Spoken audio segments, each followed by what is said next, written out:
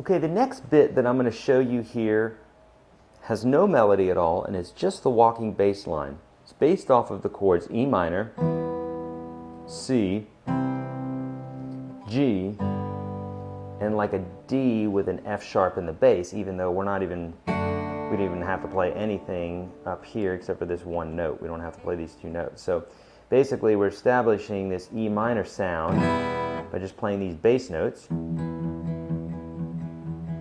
And the C chord will just be played on strings 5 and 4.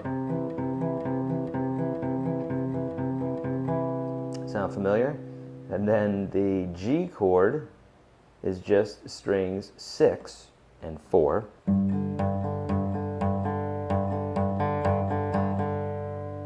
And then the D with the F sharp in the bass is the same thing, just strings 6 and 4. As if we're just playing the bass line, okay?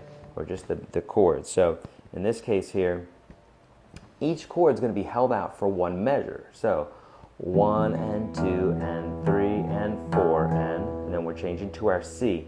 Now notice, this is called economy of movement. I've talked about it before. Notice that there's certain places where you don't have to move your hand much, okay? This is a good thing to be able to observe when you're playing any song, rock, blues, doesn't matter, is to observe your hands, and if you see some unnecessary movements in evaluating your chords and stuff like that, then you can cut down on those movements, making you a faster player. For instance, if I'm going from an E minor to a C, if I know that the only difference is that I'm playing these bass notes here, strings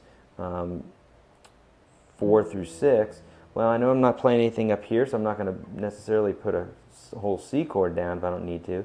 And then also, if this is my E minor, I don't have to play a whole E minor, I can just play that.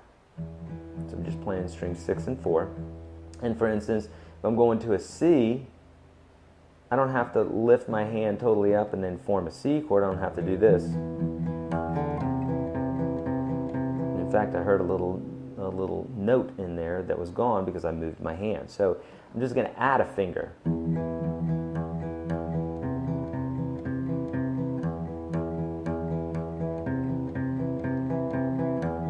So this would be a great exercise for you to do. This is strings 6 and 4 for the E minor, and then for the C, strings 5 and 4. You could do it slow.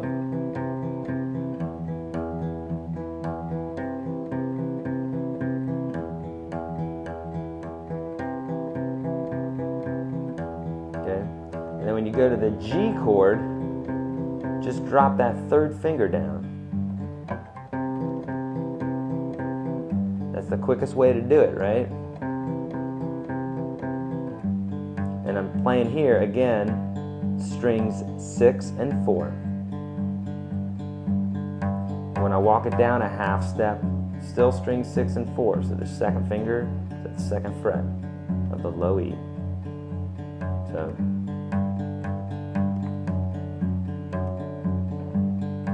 that'd be a great exercise for you to practice, just moving back and forth between those two.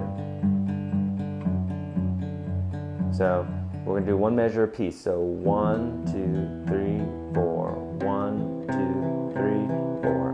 1, 2, 3, 4. 1, 2, 3, 4. 1, 2, 3, 4. 1, 2, 3, 4. 1, 2, 3, 4. 1, 2, 3, 4. Sped up.